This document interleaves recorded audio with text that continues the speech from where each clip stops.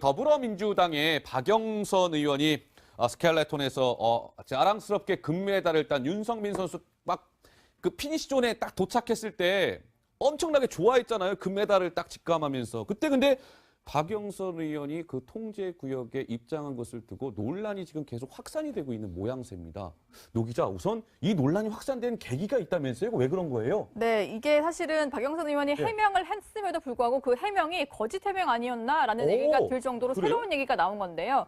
바로 페리안이 스켈레톤 국제연맹 회장입니다. 근데 이 회장의 안내를 받아서 박 의원이 그 피니시 구역으로 들어갔다라고 얘기를 한 거였는데 여기에 대해서 페리안이 회장이 이렇게 말했습니다. 나는 박영선 의원이 누군지도 모르고 내가 안내했다는 얘기를 듣고 깜짝 놀랐다. 나는 그런 적이 없다. 이렇게 언론 인터뷰에서 얘기를 한 건데요. 예. 비교를 좀 해드리겠습니다. 이게 문제가 불거지고 나니까 평창올림픽 조직위원회에서 이렇게 설명을 한 거였거든요. 앞서서 이제 페리안이 회장이 게스트존에 있는 박 의원을 포함해서 여러 가지 일행들을 그 썰매 픽업존으로 안내를 한 거다. 이게 지난 17일 해명이었는데 여기에 대해서 페리안이 회장이 나는 박영선 의원이 누군지 모르고 그런 적이 없다. 이렇게 얘기를 하면서 거짓 해명이다.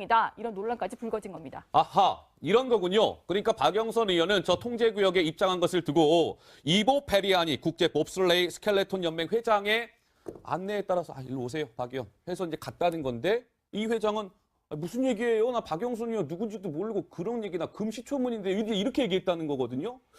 그러면 조직위원회가 박영선 의원 때문에 거짓 해명한 것밖에 안 된단 말이에요, 전 작가님. 이거 어떻게 봐야 될까요?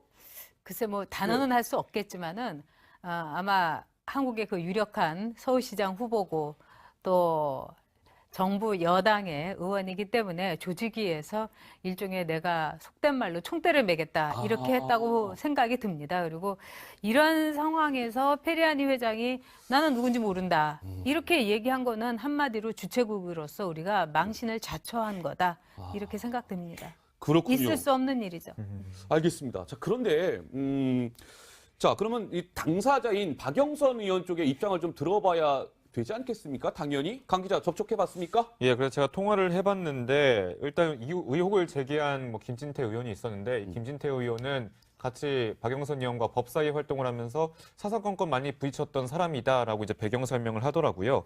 그런 다음에 이런 논란이 계속 지금 불거지고 있는데 어떻게 생각하는지에 대해서 입장을 좀 물어보니까 이 관계자가 원래 정치권에서 선거가 다가오면 늘 그랬잖아요. 라면서 이제 별일 아니다. 예, 그러니까 그럼 이거를 좀 악용한 것이냐, 이 논란을 통해서 뭔가 선거의 지지율을 낮춰보려는 그런 악용하는 것이냐라고 물어보니까 그렇게까지는 확대 해석하기는 좀 어렵지 않겠냐. 하지만 선거 때마다 근거 없는 논란들이 계속 불거지는 것은 사실이지 않냐라면서 되묻기도 했어요. 그러니까 이 박영선 의원이 이번에 좀 논란이 더 크게 된 것은 바로 이런 부분인 것 같습니다. 전 작가님이 말씀하신 것처럼 더불어민주당 내에 지금 서울시장 선거 이제 출마 의사를 밝히고 있잖아요, 박 의원이. 그러니까 서울시장 선거 앞두고 이른바 본인의 어떤 막 얼굴 알리기 위해서 굳이 그 스포츠 스타 옆에 가서 사진 찍고 한 거 아니냐, 이제 이런 논란이 불거졌는데 이게요, 전 작가님, 외국에는요 정치인들이 저렇게 무슨 금메달 따는 선수 옆에서 사진 찍고 이런 전례가 없다면서요.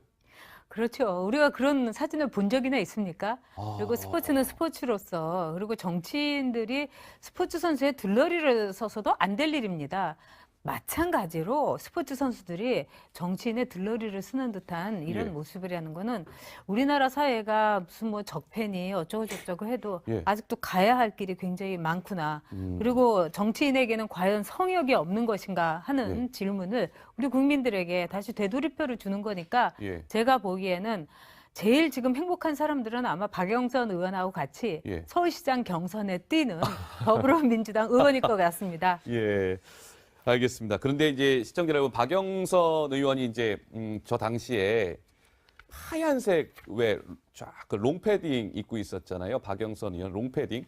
그 저 롱패딩도 뭔가 좀 약간 논란이 있는 것 같아요, 노 기자. 왜 그런 그렇죠. 겁니까? 저게 이제 국가대표 선수들이 입는 그런 롱패딩인데 팀 코리아라고 적혀 있어서 누가 봐도 이제 그 관계자에게 지급되는 패딩이구나라는 걸 볼 수가 있었는데요. 저거군요. 네, 그리고 실제로 소비자가 같은 경우에도 90여만 원 정도가 된다고 해서 고가인데다가 관계자만 받을 수 있는 건데 어떻게 박영선 의원이 받아서 저걸 입고 있냐, 이런 논란까지 불거진 거거든요. 그런데 박영선 의원 측에서는 일단 그 이제 교문위원들에게 좀 지급이 됐다고 합니다. 평창 동계올림픽 자체가 자체가 이제 그 교육문화체육위원 그 상임위에 조금 관련이 있다 보니까 예. 그 소속 의원에게서 추운데 고생한다고 입고 가라고 해서 받은 거고 그걸 입었을 뿐이다 이렇게 설명을 했는데 예. 어쨌든 이게 그 박영선 의원 때문에 의원들에게 지급된 롱패딩까지도 좀 문제가 되고 있는 이런 상황이거든요. 좀 예. 고가다 보니까요. 그래서 그 교육문화체육위원회에서는 올림픽 이후에 반환하는 것도 좀 검토를 하겠다. 실제로 좀 반환하겠다 이런 의원들까지도 있다고 합니다. 반환 이제 뭐 반환하는 걸 검토한다고 하는데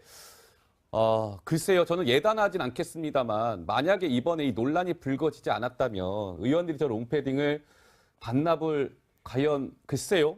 뭐 했을 수도 있겠지만 뭐 여러 가지 좀 물음표가 남기는 합니다. 그런 일 없었을 것 같아요. 그런 일 없었을 것 같습니까?